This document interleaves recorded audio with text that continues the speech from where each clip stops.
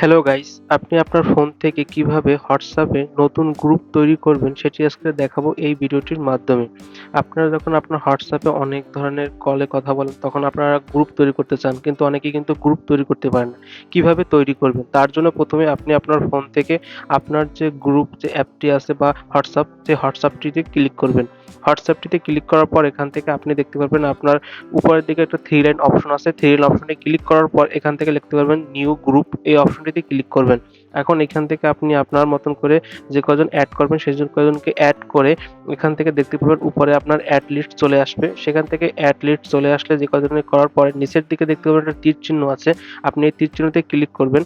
তারপর এখান দেখতে পাবেন গ্রুপ নেম। এখান থেকে আপনি আপনার একটা নাম দিয়ে দিবেন গ্রুপের। দিলেও পারেন, না দিতে পারেন। তারপর নিচে ক্লিক করলেই আপনার কিন্তু গ্রুপ তৈরি হয়ে যাবে।